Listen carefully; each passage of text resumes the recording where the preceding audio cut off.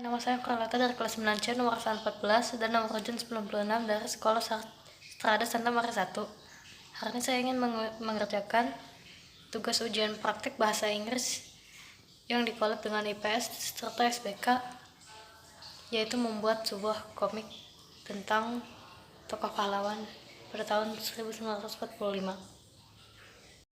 Hi, so I wanted to preface this by saying that I'm sorry if my voice is a little raspy and if I stutter or repeat my words a lot, because I am not using a script. So, well, the first question that was in the file was, why did I pick this political figure, this person who was influential in the era of independence?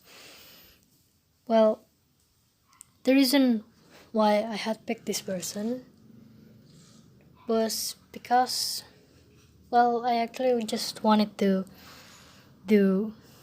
make a comic instead of making a poster, because it's not allowed to make posters in digital, and I'm really sorry that I said that. So the figure that I picked is Bung Tomo, or also called Sutomo. He's really known for being influential because of his speeches and his radio services. So I actually didn't want to pick this story, but it was basically the best one in the article that I had found about the light stories in the independence era. So Bung Tomo was someone that had been born in Surabaya to his father, who was a clerk, and his mother, who had many descents.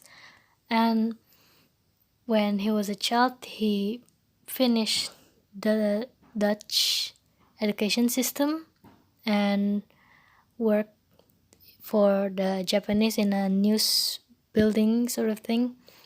And at some point, he started a radio it is directed at young people who were the future of the generations at the time, and the people who had to fight the battles.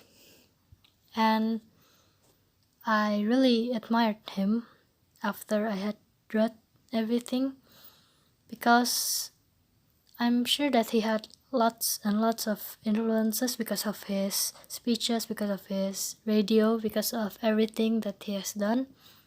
And the way that he had influenced the history of Indonesia is that I'm pretty sure that he might or might have not caused the Rengas Dengklok, but I know that he had really influenced the young people at the time, and that caused many different things to happen, such as the Sea of Fire in Bandung and such. It's really interesting how much he had the influence, the way he used his influence, and just everything that he had done. And so the reason why I picked this story exactly, which is where he was accidentally detained because young men were sent to protect him, but the young men had mistranslated the protect as protect him from the Dutch antics. I'm sorry, I know my voice is a little raspy at the time. So what happened in this story was that he was kidnapped because of the mistranslation. He was detained for a while, and then the mistranslation was solved. So this tale is a bit more light-hearted because it didn't end badly. He had lived and he went on the radio the next day. But, well, there was not really much reason why I picked this one specifically. So on to the fourth question, which is why... No. The fourth question, which is how he had influenced me. So as a student, I have not been influenced as much as I think I would, regardless of the fact that I had taken him as my role model for some time, for probably a few days after I had read about him. But I really think that his past experiences can be learned. Some that are good can be repeated, and those that are bad can be prevented if possible. I really enjoy everything that I had read the at the time, and it was really interesting to know how miscommunication can lead to many things, and how his influence had played a really big part in the independence of our country.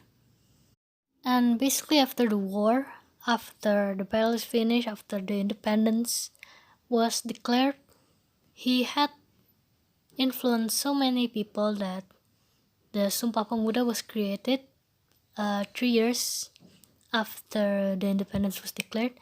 And not only that, some things happened, and he had, well, he didn't support corruption, and he had many quarrels with the president and many other people. And I learned that it is normal, the way morality happens in the past, the way it can happen in the future, his influence in the past, in the present, and what will happen in the future with his principles and his legacy.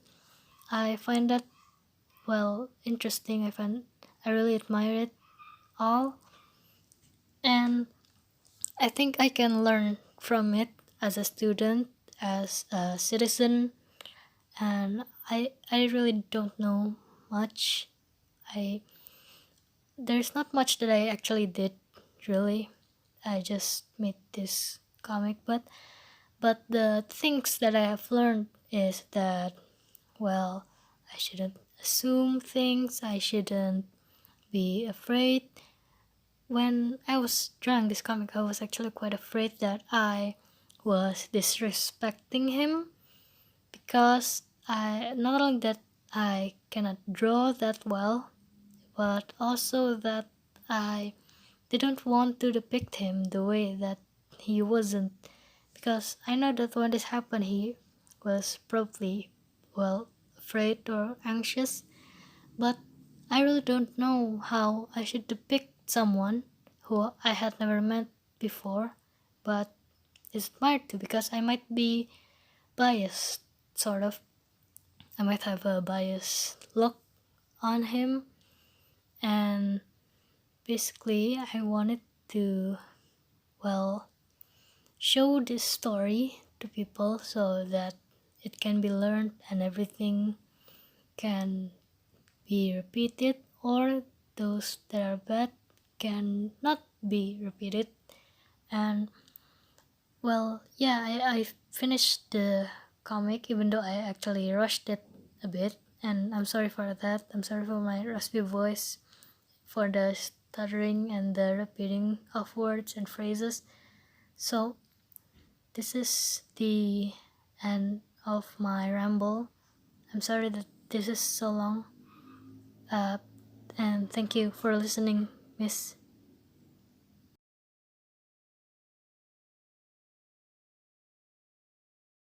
Dengan ini berakhirlah tugas IPS saya. Mari kita terus hidup sehat dan menjaga kesehatan. Salam MDG. Terima kasih.